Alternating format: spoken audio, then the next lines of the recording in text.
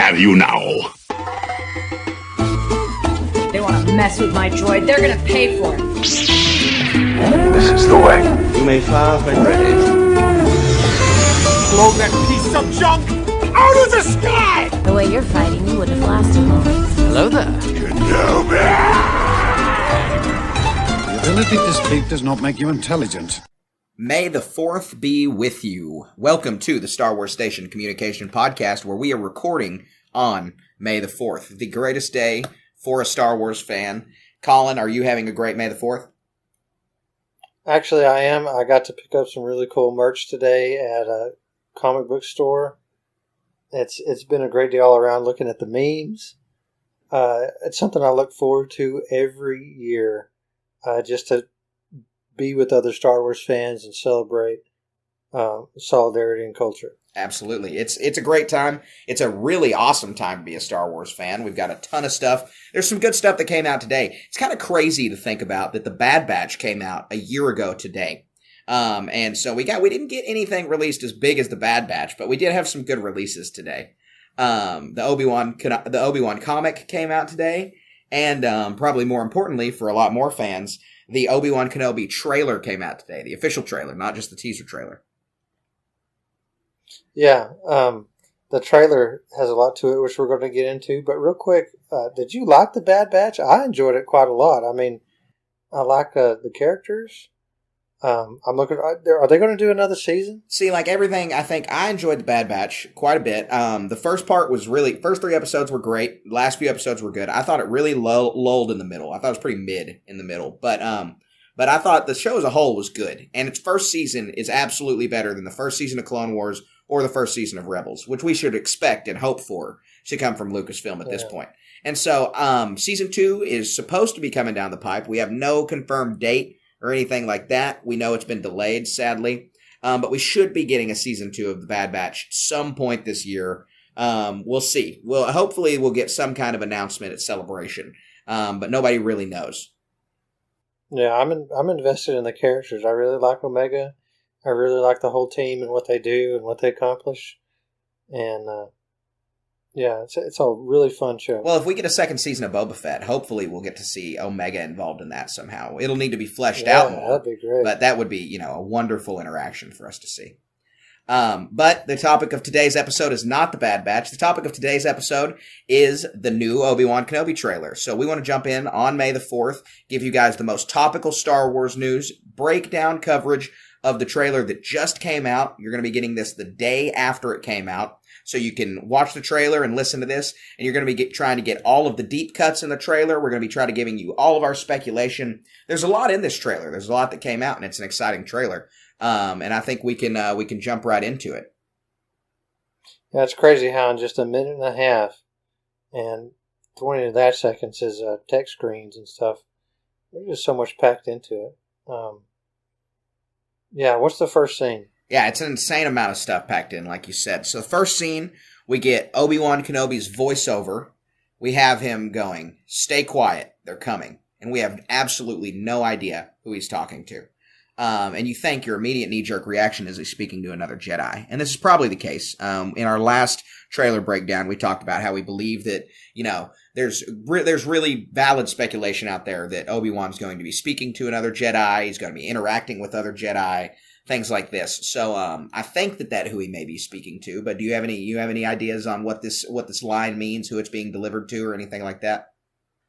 There's two possibilities. It's Owen Lars, or I think it's kind of an early spoiler for this, is Kumail Nanjiani's character. We see him later in this trailer.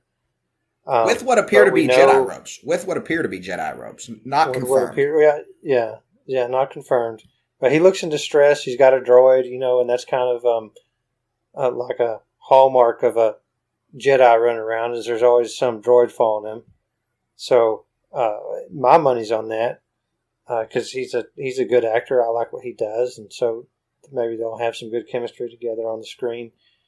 But yeah, we also see in the previous trailer, Owen's being pursued in some manner in a bar setting or cantina setting.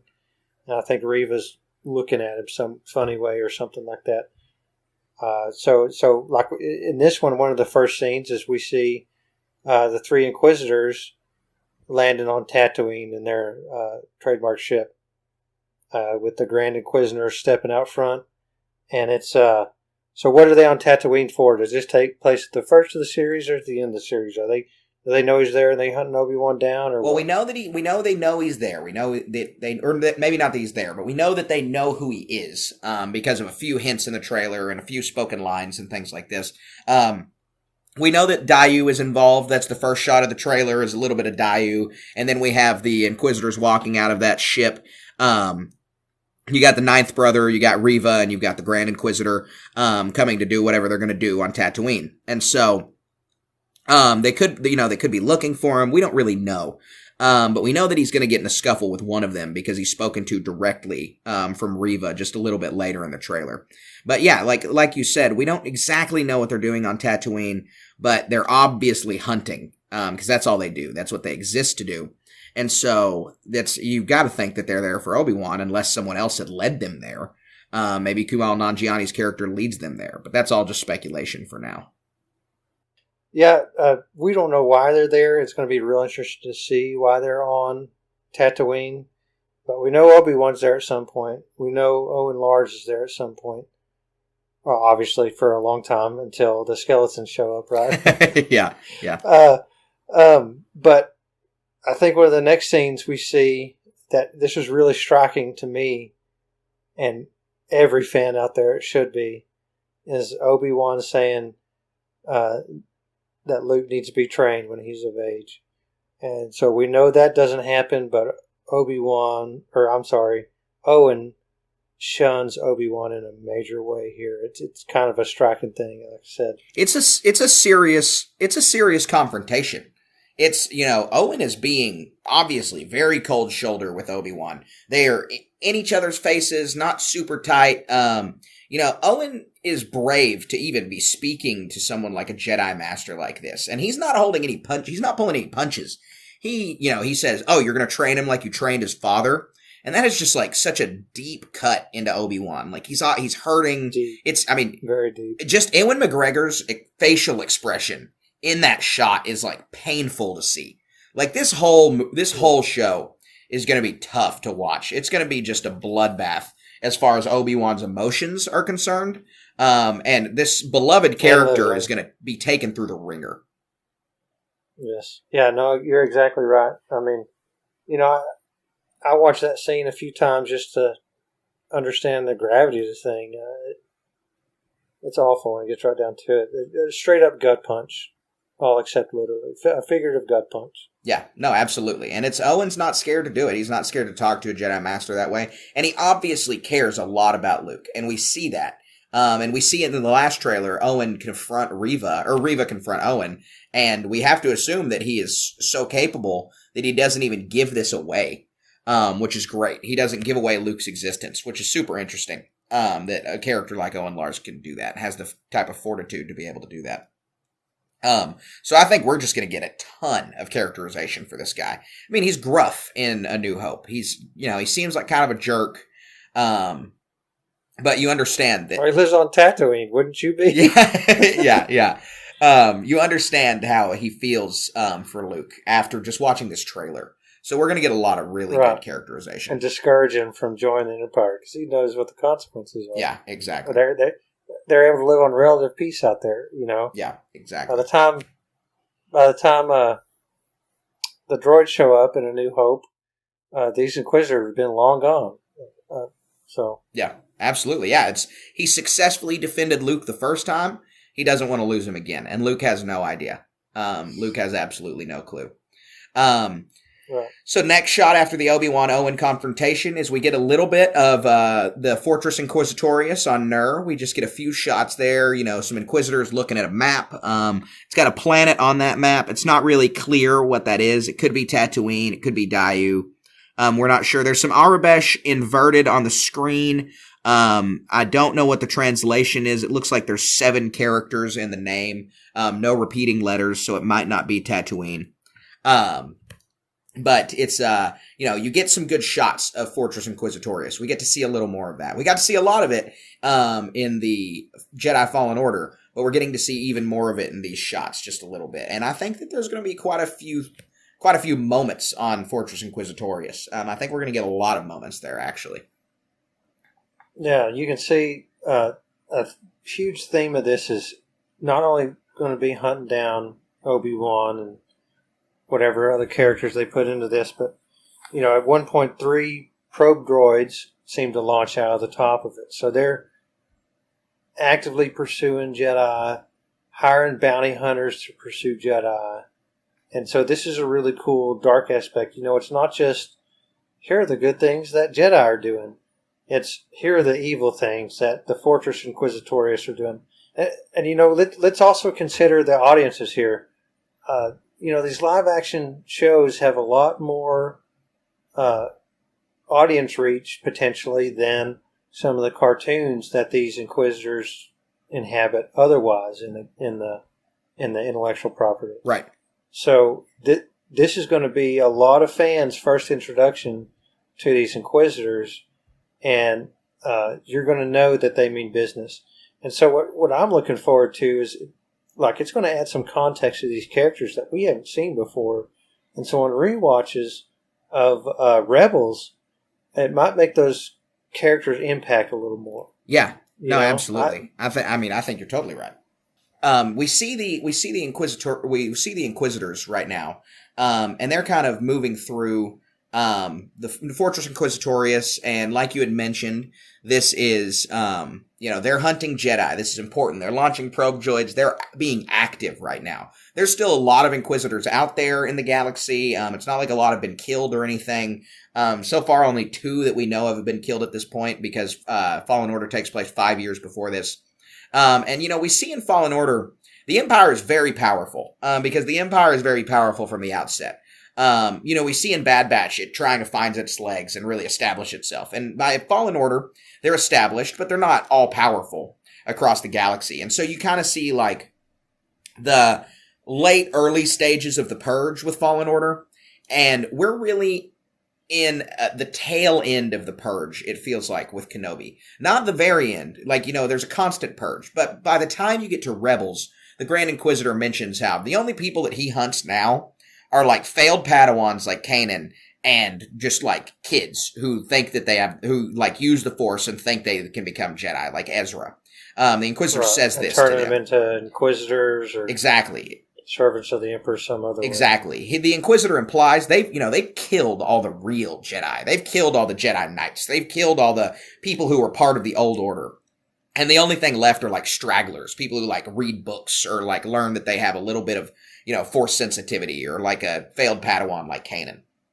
And so this Obi-Wan takes place at what seems to be the twilight of the most serious parts of the Purge. It seems to be where the Purge is climaxing. There cannot be a lot of old Jedi left. They're Obi-Wan's one of the last. They've killed a bunch of Jedi from now. They are experienced at it. They know what they're doing.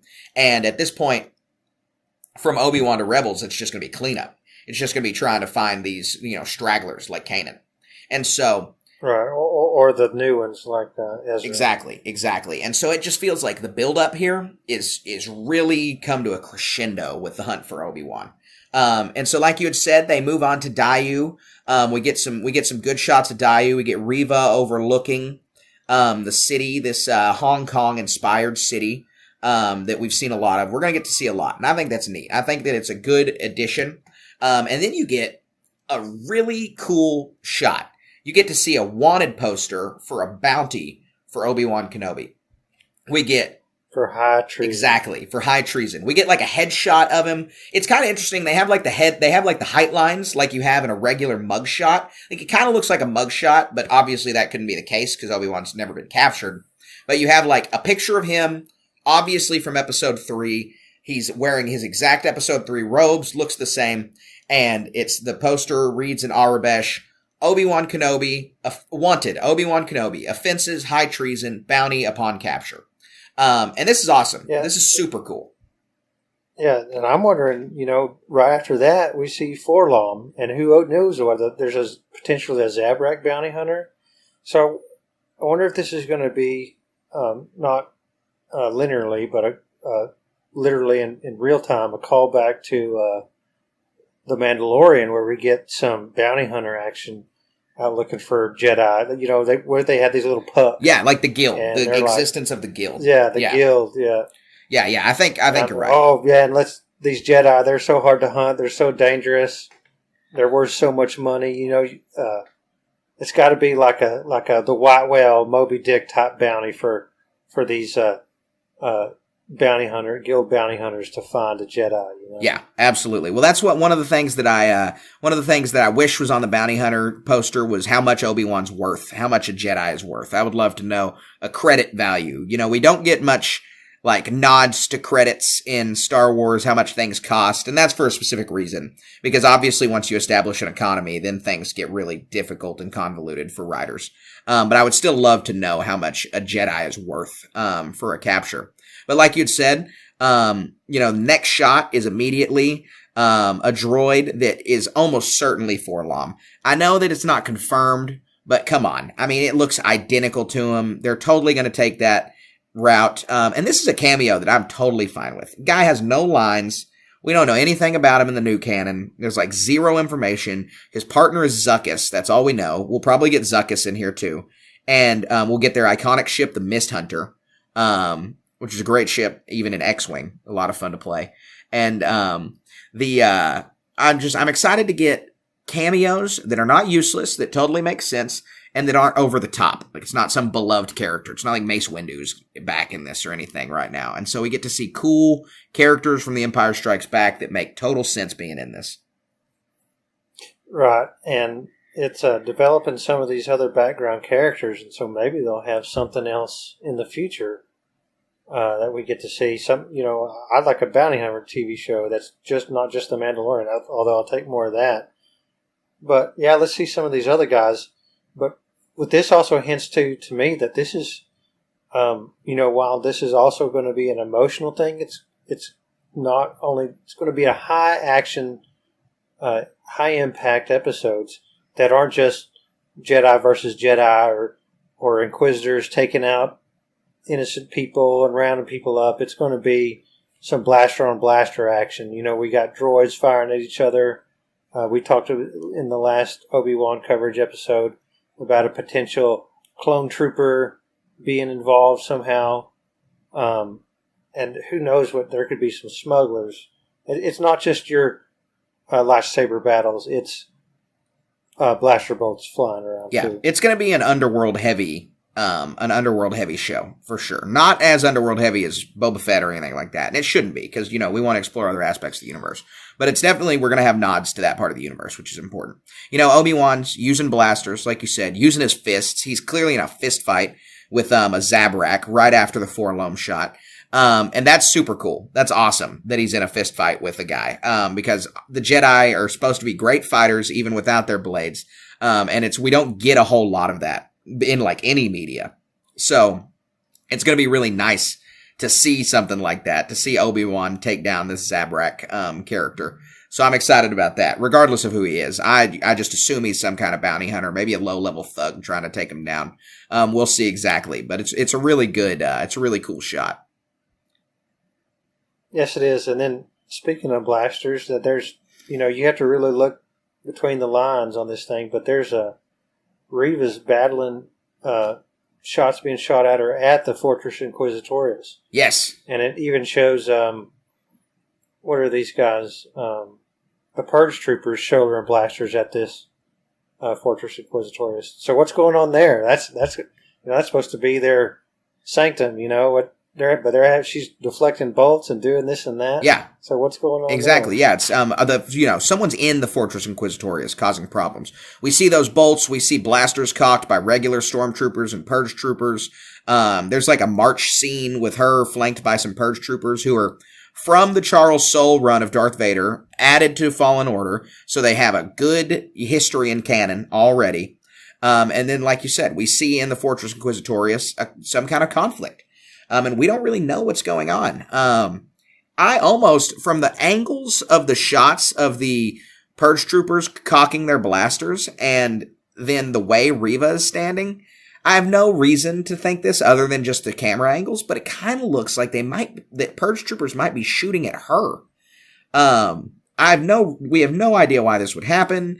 You know, we have 6 episodes is a lot for some kind of redemption arc where Reva thinks that she's like, you know, going to turn to the light. We already kind of got this with Trilla in Fallen Order. So it's not like I'm saying that this is sold, but who's shooting at her? Why is she deflecting blaster bolts? Who has a blaster in the Fortress Inquisitorius? Because if Obi-Wan's in the Fortress Inquisitorius, it's time to whip out the lightsaber. Like, they know who you are. If you're fighting someone in the Fortress Inquisitorius, they know what you're about. So take the lightsaber out. Yeah. So it doesn't feel like it's him.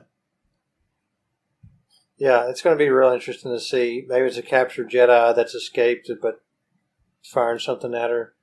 I know the Fortress Inquisitorius is not a place I want to be on any level. Yeah, you're absolutely right. So then we get quick 1-second shot immediately after her deflecting blaster bolts of Kumail Nanjiani's character. He's just sitting there panting, and that's it. But he's in what looks to be Jedi robes. I'm almost positive that he's going to be a Jedi. Hopefully, you know, I mean, I made this prediction when we did the trailer breakdown 2 weeks ago. I think that he's going to contact Obi-Wan and say, you know, I need your help. And he's going to inadvertently draw the Inquisitors to Luke. We'll see. Not sure how that's going to work out. But I think Kumail Nanjiani is a Jedi. I think that I'm pretty confident in saying that that's the case. I don't really see, unless there's some twist and this is a fake out, some trailer trickery, he looks like he's going to be a Jedi at the very least. Yeah, it'd be a waste of his talents as an actor to do otherwise almost. It's Obi-Wan leaving Tatooine is going to be interesting to see. You know, I really hope, to me it feels like a nostalgic call out of the end of Revenge of the Sith where Obi-Wan sends out the holocrons saying avoid the Jedi Temple and all this stuff. And so I hope we get a shot of that. I hope we, there's some long-range communication that Obi-Wan goes to rescue this guy. I can't wait to find. We know that Kumail Nanjiani is in this. It's pure speculation that he's a Jedi. You know, we found out over time what some of the other characters' names are. We just knew the actors who were in this. And so I always love it when a new Jedi is created in the lore. Because we get to fantasize about characters who are like us, or that we get to understand their history, where they came from, what their struggles are. And so this one you can see just by the look on this character's face is that he's already in a struggle. So I want to know everything about it. Yeah. What color is his lightsaber blade? You know, who was his Jedi master?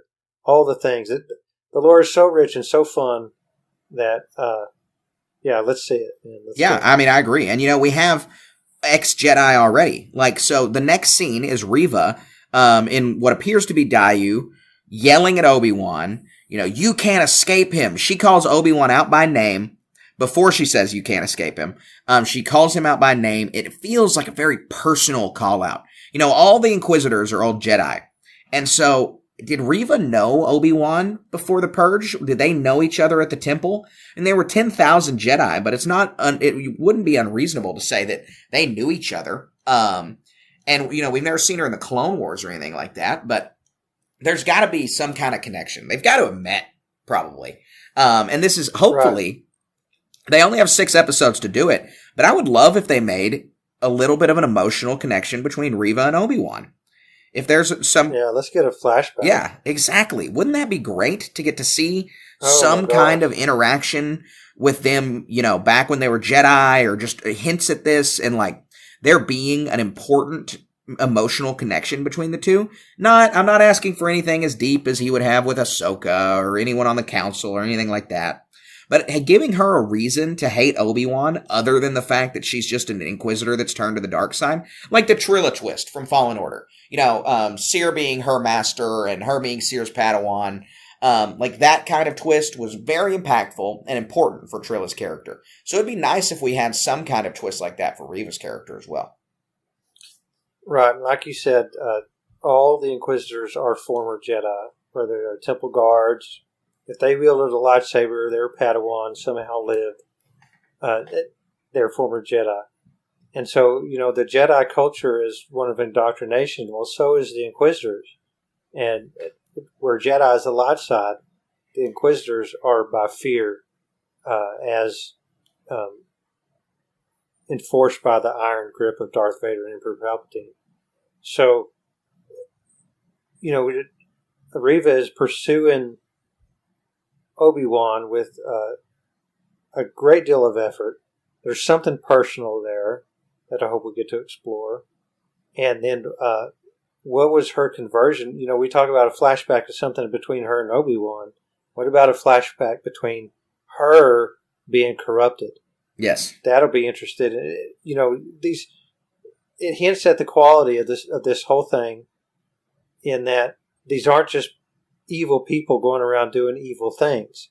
These are people who have faced a huge trial and gone under some extreme torture and punishment to be corrupted as they are, which I'm looking forward to, because that's a huge villain development for Star Wars that we haven't gotten to see a bunch of. Obviously with Anakin Skywalker we have, but there's much more to it that's canon that we haven't seen in these live actions of, like, you need to pick up the comic books from when Darth Vader got his lightsaber crystal from a Jedi and how he corrupted that. They don't just go pluck a red lightsaber crystal from somewhere or make it. I mean, they can, I guess, but in some cases they have to corrupt a lightsaber crystal. Right, they make it bleed. You can find that in some of the early Darth Vader comics. So I understand we won't get that far with these characters, but there's going to be something, because there's a lot of high emotion in these things that we'll get to see. Yeah, no, absolutely. And, you just mentioned him, the man himself. Reva talks about him. She says, you can't escape him. Obviously, she's talking about Vader. And then immediately next shot, you get Anakin's arm, his hand that he got cut off by Dooku, being shoved into a piece of burned flesh, some rotted flesh right above the elbow. And we get to start seeing the assembly of Darth Vader. And so for the rest of the trailer, there's a couple of shots interspersed that just show his assembly and show that he's coming and that he's on his way. And it's just totally menacing. It is very, very creepy. Yes, it is. Very chill-inducing. I had to watch this multiple times just to take in the gravitas of the situation. Is this a flashback to Revenge of the Sith? Are we on the castle on Mustafar? I don't care. Super pumped to see it. Right after this is a very distraught-looking Obi-Wan. Is this Darth Vader fixing to hunt him down and go look at him in the face? I think in the last episode we talked about this. There's a confrontation that you know about. So, yeah, let's get after it. Yeah. Well, we've like you said. So yeah, there's just a couple shots. Inquisitors walking through the fortress, Purge troopers raising their blasters, concerned Obi-Wan, then more Darth Vader. We get the chess piece, the iconic Darth Vader chess piece, which this is the first time we're ever seeing this assembly of Darth Vader. And I had no idea that this chess piece is directly inserted into his chest cavity. Like, it is, Yeah, it's part of his life support system or exactly. something. And you think it's just a control board. But this shows us that there are holes in his chest that it is directly inserted to. And that's just super cool. I mean, this is like, everything about this is just adding a ton of, this trailer is adding depth to Darth Vader. They shove the control panel into his chest. It lights up. It gets the green and red lights going. It's the breathing is happening. It's just like super menacing. It is awesome. We're getting Darth Vader back. We're seeing the assembly. We know Hayden Christensen's behind the suit. So do you think we're going to get to see Hayden Christensen without the mask on? You think we're going to get to see charred, tore up, gray-fleshed Hayden Christensen? Because I hope so. Yes, I do. You think so? I hope so. Yes, I do. It would be, again, why would we, who played Darth Vader in Rogue One? We didn't see a face. We saw him in a bacta tank and him in a suit. Yep. Every Star Wars fan can repeat the lines at the end of on Mustafar from Anakin Skywalker, all burned up. I hate you. Right. All that stuff. So that with Darth Vader, the character is governed so much by emotion that to have someone else display that besides Hayden Christensen would be blasphemous. I agree. And so we'll get to see that. I mean, if they have an encounter on screen, gosh, there's no telling. You were there at that Rogue One premiere. You sat right next to me on that thing. It's going to be. I bet this tops that whole reaction we had back then. I bet it really does. I think so too. I totally agree. Yeah, I mean, I hope it's Hayden without the mask on. I think that's going to be great. Getting Hayden to deliver lines, hopefully, without the mask on. The whole thing, like, I want flashbacks with Hayden. I want Hayden without the mask on. I want him in the suit. It's hopefully all great. We have confirmation from Ewan McGregor's on-set commentary. We have promotional material. Like, Vader and Obi-Wan are going to meet. We don't know if it's in a Force vision. We don't know if they meet in person. The trailer implies it's going to be in person. That's fine. And so it's going to be a titanic face-off. You have the chest plate go in, and then you have Obi-Wan kind of look up and open at his eyes. Now, I think this is trailer trickery. This is obviously supposed to show, like, Obi-Wan, the moment he realizes he's going to have to fight Hayden, he's going to have to fight Anakin, he's going to have to fight Darth Vader. I actually think this is trailer trickery. If I saw this shot and the way he opens his eyes and the way he looks at the camera, it actually seems to me that he might be, again, communing with Qui-Gon Jinn or, like, speaking to someone beyond the grave. Like, this may be, like, his first realization that this is happening or whatever. But this is obviously meant to draw the parallel that Obi-Wan is gonna see Anakin again, and that they're gonna fight, and that this is gonna be just a battle of the Titans once again. It's gonna be really, really interesting to see. Yeah, I'm excited for it. You can't undercut this enough as far as the quality, the expectation, and what the consequences are. Yeah, absolutely. It's a great piece of Star Wars. We're lucky to have gotten this on May the 4th. I'm excited to see. I'm excited to see the show. I mean, it's only 20-ish days away, 23 days away as of this recording.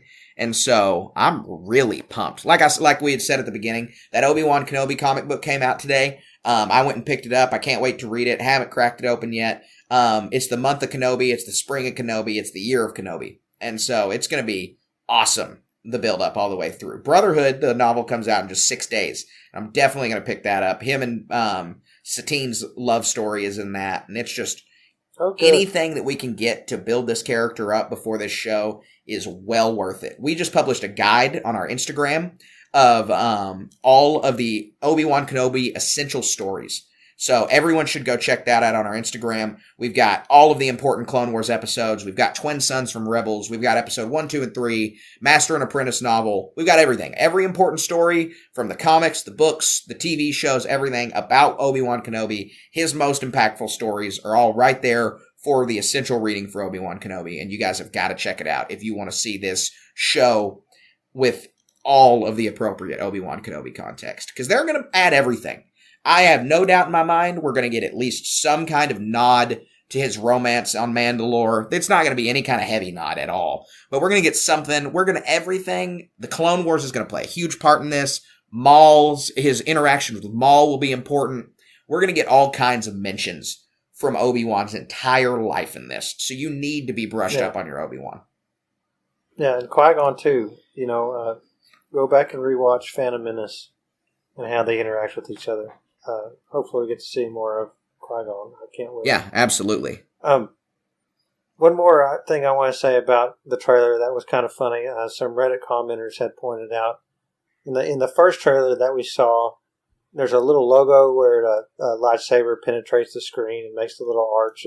The first one was a blue lightsaber.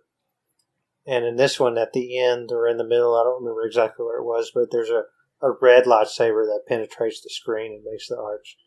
And somebody else made the joke, is like, I'm Darth Vader, and you're watching Disney Channel. I had a good laugh about that when I read that. That's so hilarious. Yeah, exactly. I never even thought about how, because they've done the lightsaber across the street. I think they did one with the dark saber maybe at some point, and it's that's clearly like a Disney Channel kind of callback, and I'd never even thought about that. I grew up watching Disney Channel, and I never even thought about that. Yeah, me too. That's hilarious. Well, my kids watch it all the time, so I'm well versed about all that stuff. And yeah, this one, I'm glad I noticed that. Or the commenters did, or whatever. It's a really cool little touch and some fun jokes about it. Yeah, that's great. That's super funny. Yeah. That's funny. Yeah, it's a good way to wrap up the trailer. I mean, and this even the nod of doing the blue lightsaber in the first trailer, and now this more Darth Vader centric trailer gets the red lightsaber. It's just the folks at Disney, they know what they're doing when they are trying to market this stuff. One more thing, and not because we're pinned in on the boxes of these trailers. Wasn't there something with like a child Leia? I mean, we haven't spoken anything about her. Wasn't there a leak of some child actress dressed up? Yeah, there are rumors. I think I don't know if it's confirmed or not off the top of my head, but I'm positive that there were at least rumors. And you're right, we haven't seen anything from her, so we'll see how that works out. Bail obviously knows Obi-Wan's there. Leia knows that he's there, at least by Rogue One. We don't know when she knows. And so, this is, I don't know how I feel about him interacting with her, or how I feel about a casting like that, but we haven't seen anything yet. There's not any actor on the set list that I know that would be her, but that doesn't mean anything, especially for a cameo. And so... Yeah, and in so many cases with a lot of these Star Wars shows, they're able to keep so much under wraps, and it's probably could be just a small blurb and a small episode, but I hope there's a lot... I hope that's true in a sense of... Because Luke Skywalker's story is true, but his story's only part of it, in that Leia has a big role in the whole rebellion as well. And so I do think we need to see some of that. I understand Obi-Wan didn't interact with her that much. But it'd be cool to see something like that. But also more to the point of, I really like, it seems like in all these shows, Book of Boba Fett, Mandalorian, a lot of them, we get to see something extra that nobody's talking about, something out of left field, kind of like riding a Rancor in Boba Fett, Yep. We didn't have any idea that was going to happen. It all caught us by surprise. And it was really fun. So I hope there's a lot of little things in here, like we speculated on the clone trooper in this. Oh my gosh, that would be so cool. Let's get after it. I think I've said that too many times, I know, but I'm so hyped about this. I'm so pumped. Yes. Of all the little aspects and potential of this thing. No, absolutely. I couldn't agree more. And yeah, I mean, Kid Leia, this is something that we just haven't seen anything about yet. So if those leaks are true, we'll see it coming up. But yeah, like you said, this is going to be just a great show. Cannot wait. It's going to be all tied together soon. It's going to be a really good way to finish out the month. It's going to be right on the heels of Celebration will be the first 2 episodes coming out. We're going to have a breakdown for you guys of those first 2 episodes as soon as we possibly can. We're going to have live reactions for them. It's going to be fun. I'm very excited to do it. I can't wait. Yep. What's next? What else are we talking about today? Yeah, so, we still got the Holonet news segment. We're going to roll right into that. We've got one big piece of news, because this trailer coming out was obviously the massive news of the week. But ahead of Celebration, we've gotten confirmation that the Tales of the Jedi show is still in production, and that it's going to be an animated series focusing on Jedi of different eras. And that's all the information we have, but we know we're going to be getting a lot of information at Celebration. And one other piece of information about it is that Dave Filoni is heavily involved, is the other confirmation, which you know how much he loves his animation. So that's no surprise at all. Yeah, that's really good. You think there'll be any retcons? Everybody hopes for that, for like Luke Skywalker or something, and animation's a good medium for something like that. But I think, what else can they do? High Republic, Old Republic. Can we get a Darth Revan out of this thing? Yeah, so the, in the 90s, there was a comic book series in Legends called The Tales of the Jedi, and it focused on the Old Republic, and it told just stories of Jedi during the Old Republic. And this series is supposed to be an anthology series, much like the Clone Wars was, of shorts. And so I think they can take this in two directions. One direction is going to be awesome and very creative, and the other direction will make me dramatically disappointed. And so I'll list the better option first, and that is that they just hit every era. This is ripe for telling really good, interesting stories. It's honestly the ripest ground to test out things and to set up really good things down the line. So if they're smart, or if they give the fans what they want, basically if they give me what I want, as I'm speaking for the fans as a whole, but if they give me what I want, if I were making Tales of the Jedi, I would set up a, 15 episode, we'll say 16 just for the round number, 16 episode season 1, where we have shorts from every important era of Star Wars. So let's grab 4 shorts from the High Republic era. Jedi that have been mentioned in the books, never been put to screen. Let's put them to screen. Let's give them shorts. Let's give them 11-minute episodes where they, do something. It gets people endeared to these characters. It doesn't have to be super plot heavy. It just needs some amount of plot. And if people like these characters, then you bring them back in season 2 and you give them a new show. You give them what people want based on if they like these or not. Then we have the prequel eras. One, where we have basically no flesh out from before the Phantom Menace, or we have more flesh out from before the Phantom Menace than we do between the Phantom Menace and Attack of the Clones. So let's get some prequel stories in those eras. We've seen a lot of the Clone Wars.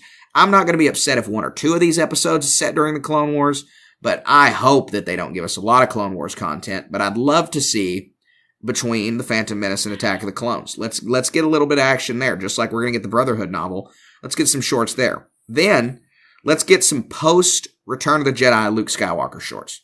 Let's get the building of the Order. Let's get what Ahsoka's doing. Let's get what Cal Kestis is doing.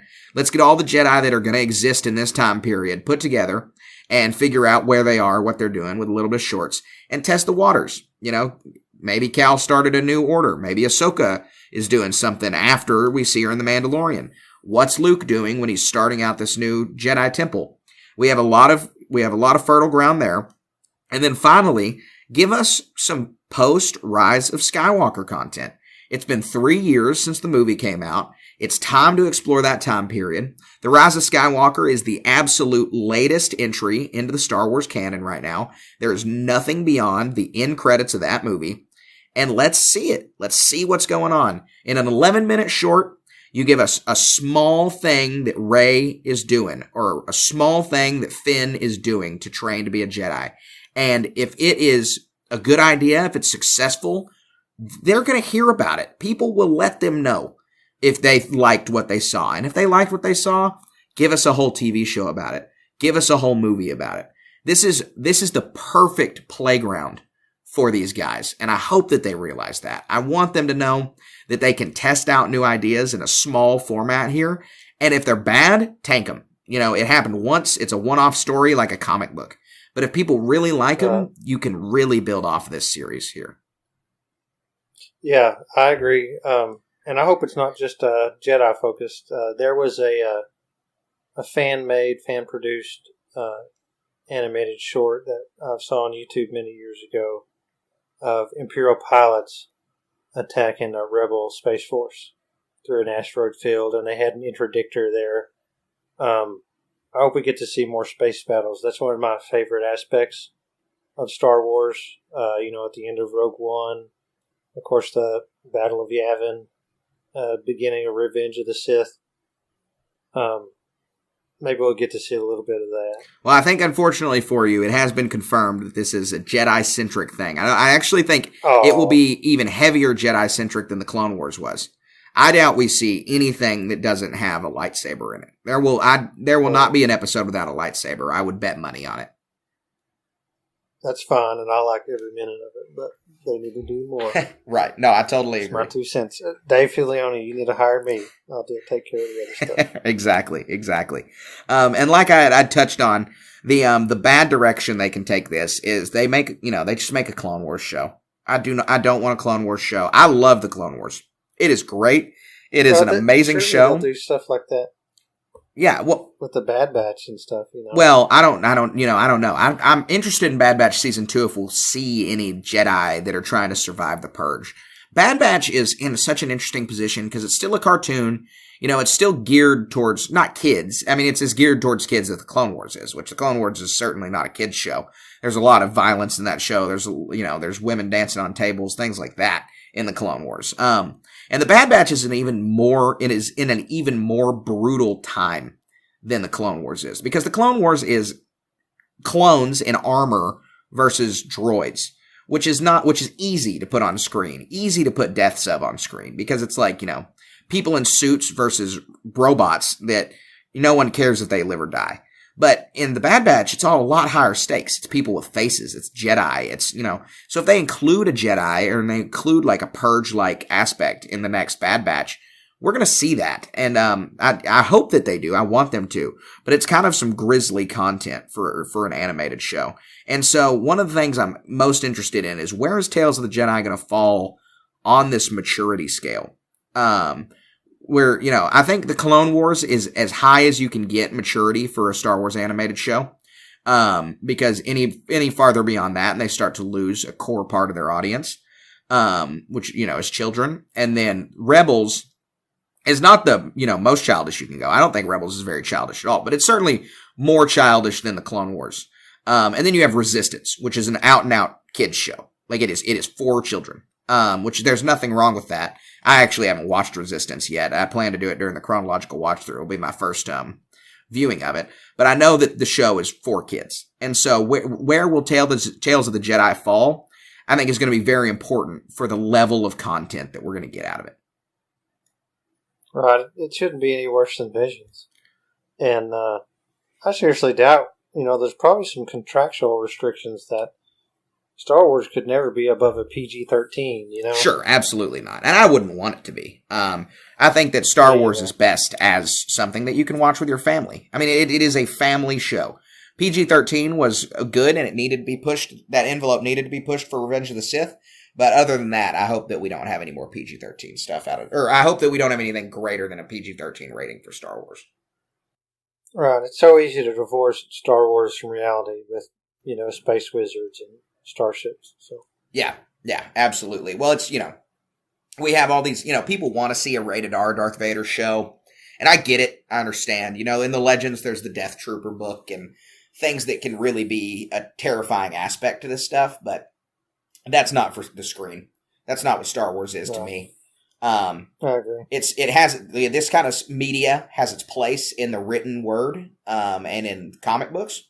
That's fine, because nobody has to consume those. I mean, no one has to consume any of it, but, people feel obligated to consume what's put on a screen.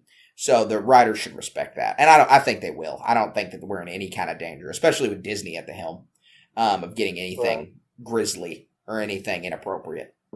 So, that being said, I think we can roll right into our Star Wars moment of the week. We'll wrap up this episode with that. It's May 4th. We've had a lot of good Star Wars stuff today. But did you have any highlights from your week that you'd like to talk about, that you got to experience Star Wars in a new way?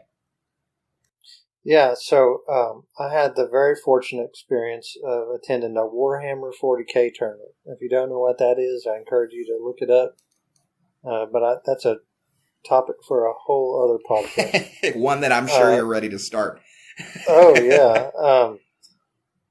But also, being at these tournaments, rent hotel ballrooms and other stuff. In one of the smaller ballrooms, they had a Star Wars Legion tournament, and so what that is a tabletop miniature game that is published and sold by a company called Atomic Mass Games, and they make plastic miniatures that require assembly and painting, but that facilitates a creative aspect to individuals creating a customized army based on the Star Wars faction across all timelines and eras, that you can, like I said, make your own army and battle with other players.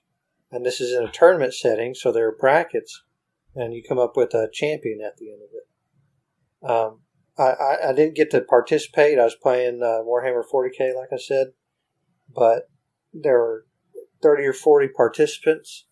They all had different armies. The ones I saw were Imperials. I saw Darth Maul and Count Dooku with battle droids fighting against Obi-Wan and clone troopers.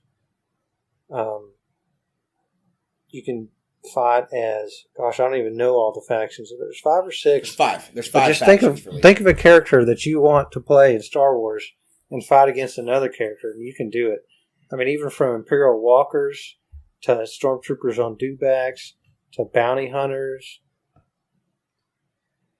and even other characters. Another guy had Padme Amidala, and another person had Leia. You know, you get to pick your hero, you get to pick your troops and support personnel, and you develop a strategy amongst these terrain. You know, I don't think I've shared them yet on our Instagram, but we're going to have some pictures of the terrain that these armies fought on, and people have gone to a lot of effort to painstakingly recreate what it would look like on Naboo, or what it would look like on Tatooine, or Yavin, like with crashed X-Wings and crashed TIE Fighters, where these armies are facing off against each other. It's really neat, really fascinating, and it's got a lot of depth to it. There's high barriers to entry in that you got to buy the models and assemble them and paint them, but the rewarding aspect of having these really cool looking models fight each other and compete against your friends or strangers to be the best at the tournament is quite a good feeling. And I really look into that because you get to play as your favorite characters and be effective against other people. It's a lot of fun with it. Yeah, no, I mean, I really want to play it. I really want to play the CIS faction. I plan on getting into it pretty soon. And so I think it looked great. The pictures you were sending me looked really awesome. And I'm jealous that you got to do that.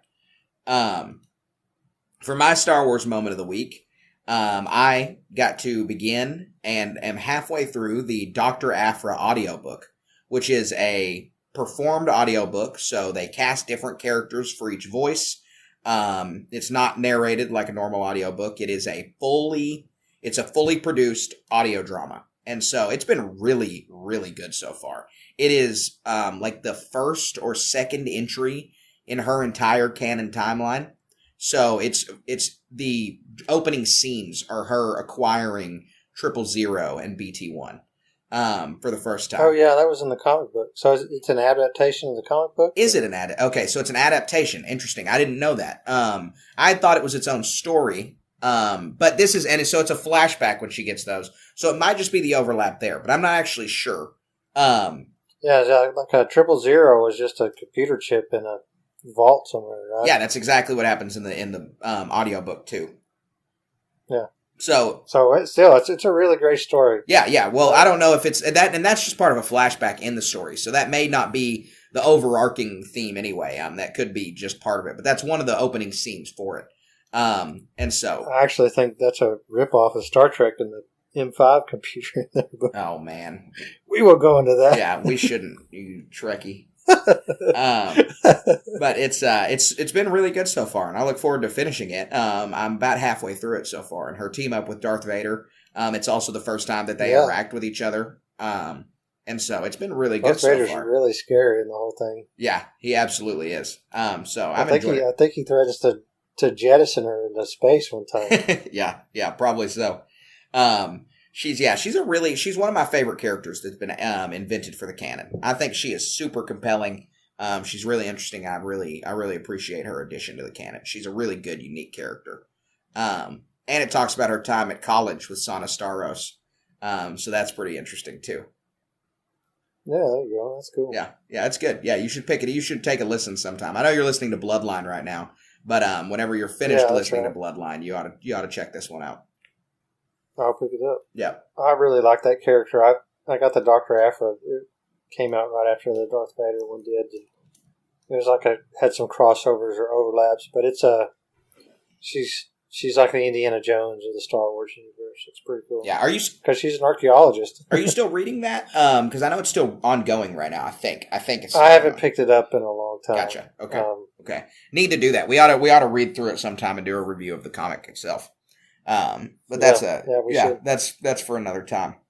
But anyway, I think that wraps up our episode for today. I think that we've covered all we need to cover regarding Obi-Wan, and I think that this trailer just made me way more excited for the show coming up. I cannot wait. I already couldn't wait, but this trailer just continued to add to the hype. Yeah, can't wait till the end of the month. It's going to be a slog of days to get there. And hopefully we get some more news on some other characters. But yeah, come join with us on the Discord. Check out our podcast. If you listen to this one, listen to the subsequent ones. We're going to get our first reactions to the first episodes as soon as we can get them out. I don't know about you, Carter, but I want to stay up early and watch these things. Yeah. I want to send you a text in the morning. Call me as soon as you can so we can get talking about it, because it's just one of my favorite characters to have some more media on that we haven't seen in quite a long time. So yeah, it's been years since we've gotten to see you and do it, so I'm very excited they're bringing him back. Even my most passive of friends, my passive Star Wars friends, who just know the movies, are so excited that he's reprising the role. And that speaks volumes for the impact that he has had on this character, and I really can't wait to see it. excellent. So yeah, like Colin said, join our Discord. Follow us on Instagram at starwars.station. Watch Colin stream video games on twitch.tv/stationmedia. He's going to be completing Lego Star Wars Skywalker Saga. Check us out on YouTube at Star Wars Station. And find us on every other social media link at the link tree in our Instagram bio. We really appreciate you guys listening. We hope that you continue to stick around for us throughout this podcast journey. And may the 4th be with you. Thank you, everyone. May the 4th be with you.